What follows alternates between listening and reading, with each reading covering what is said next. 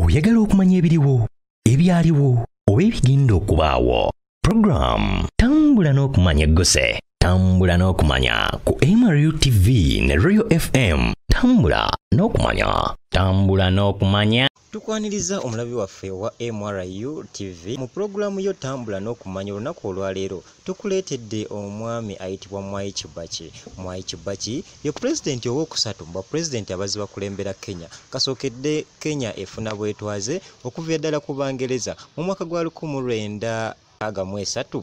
Mwai Kibakii amannya g'amatuufu mu butongole ye Emiliano Stanley Mwai Kibakii era ng'ono yazaalibwa ennaku z'omwezi zaali nga 15 Museenene wa 1931. Mwai Kibakii yazaalibwa omwami Kibakii Gifungi ko n'omukyala Teresia Wanjiku nga bano baali balimi kayingo ku kyalo kya Thunguli mu division eya Othaya mu district eya Nyeri. Kyokka nga kati eno tekyali district wabula yafuuka Nyeri County. Okwongera okukunnyonnyola ku Mwai Kibakii nti mu baana bonna abaazaalibwa nnyina ne kitaawe, Mwai Kibakii yali muggalanda era ye yafuuka ensonga mu famire yonna. Mwai Kibakii yatandika mpola n'emisomo gye era nga wano yatandikira mu Gatuyani sukuulu. Wano yasomerayo emyaka 2 kyokka nga wano yasoma level A ko ne B. Amaliriza yeegatta ku Kalima Mission School era nga wano yasomerayo eyo okuva ddala mu 1944 okutuuka mu 1946. Wano yasoma level ey'okuna ko ne level ey'omukaaga. Mwai Kibakii afubutuka sayidi eyo ajja yeegatta ku ssomero erya secondary. Wano yasomera mu Nyeri High School emyaka egyasooka n'amalira mu Mangu High School era bwe yafubutuka eyo yabinaanika ebiraato n'ajja yeesogga eggwanga erya Uganda. Yatambula bukolokolo n'agenda ku Makerere University nga wano teyakola nsobi yonna wabula yasoma ebyo ebyenfuna oba byoyinza okuyita economics nga wano yavaayo akenkuse nnyo mu byenfuna. Yamaliriza e Makerere nga amaze okufuna degree ye mu economics n'agenda mu Kenyatta University olwazzeeyo ewaabwe. Ayingidde mu Kenyatta University n'asoma political science era nga teyakola nsobi yonna. Yafuna degree mu mwaka gwa 1955. Amaliriza okufuna degree mu mwaka ogwo Mwai Kibakii abiteekamu engatto ayolekera eggwanga erya Bungereza. Mwai Kibakii bwe yatuuka e Bungereza yagatta amasomo gombi ge yasoma e Makerere ne bye yasoma mu Kenyatta University. Laba bigassi ate yagadde obifunamuuko degree endala. Wano bwe yatuuka mu London eri mu ggwanga erya Bungereza yasoma economics ko ne political science era agenda okuvaayo nga y'omu ku beebuuzibwako mu nsonga ezo.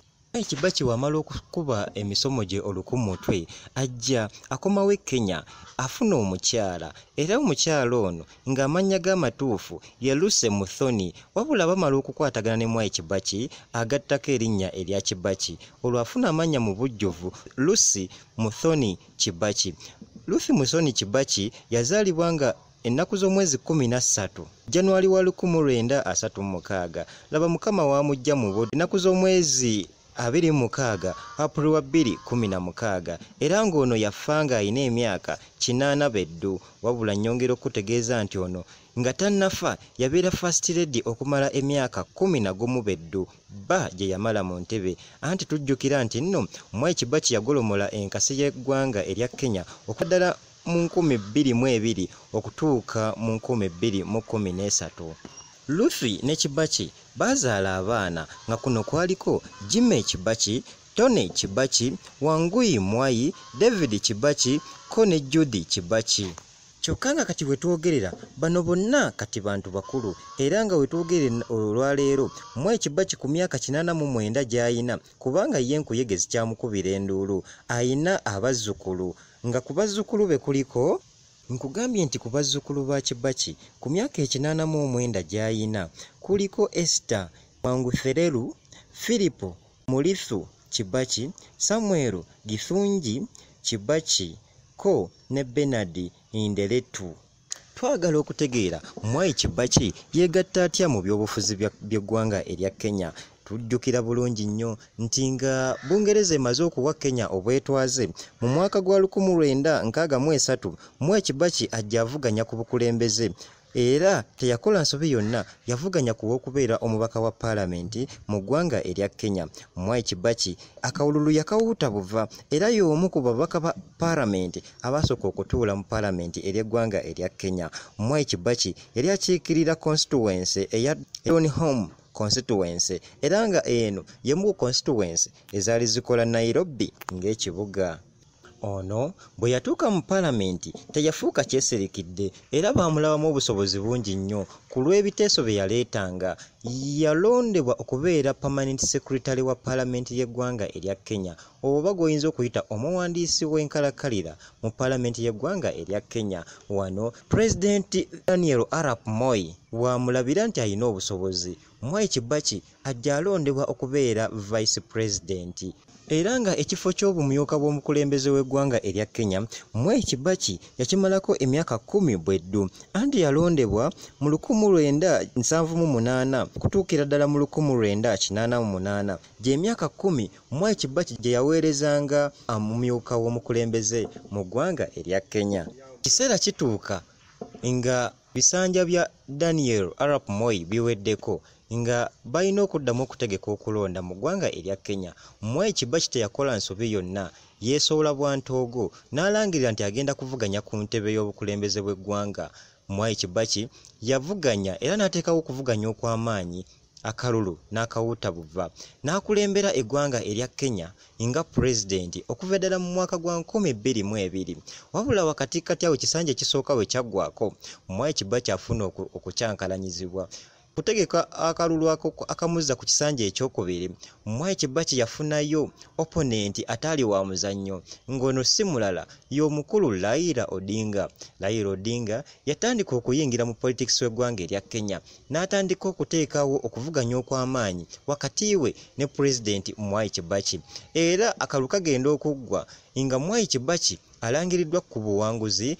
Raila Odinga bino ebintu n'abiwakanya. Raila Odinga yakunga abawagizi be ne batandika okweyiwa ku nguudo, ne batanula okuba nga batandika okwekalakaasa, era abantu bangi baalugulamu obulamu. Mwai Kibakii agezaako okuba nga ayagala okupondooka, kyava addukirako ewa munywanyi we Yoweri Kaguta Museveni, Pulezidenti de Tibuhaburwa, ngono si mulala ye pulezidenti w'eggwanga lino Uganda. Mwai Kibakii aweebwa amagezi okuva ewa mukulu munne, anti naawe okimanya amagezi muliro we gakuggwako ogukima ewa munno. Mwai Kibakii addayo era yalayira kiro okufuga ekisanja ekisembayo. Mwai Kibakii bino byonna bimala omutuukako, mu butuufu yawulira nga alabika akooye okubanga avuganyizibwa. Mwai Kibakii wamala okulayira baatuula ne basalawo okugabana obuyinza ne Raila Odinga, era Raila Odinga agattibwa mu gavumenti ya Mwai Kibakii nga wano yaweebwa ekifo ekisava mu gavumenti, era kino kyamuviirako abawagizi be okumulaba ng'omuli w'enkwe nti Raila abaliddemu olukwe. Mwai Kibakii wamalako ekisanja kye ekyokubiri teyategana kuddamu kwesimbawo, era eno ye yali enkomekerero ya Mwai Kibakii mu byobufuzi by'eggwanga erya Kenya. Wabula nnyongera okutegeeza nti nno gwe yeekuumidde ku MRU TV, tukugamba nti yongera okuba ng'osubscribinga ku MRU TV okuba ng'ofuna ebyo ebipya ebiriwo ebiribaawo ko n'ebyo ebirijjawo. Francis Sendawula ng'omuweerezaawo, osobola omuyita Frank for the answer of this generation. Mubeere bulungi, mweraba.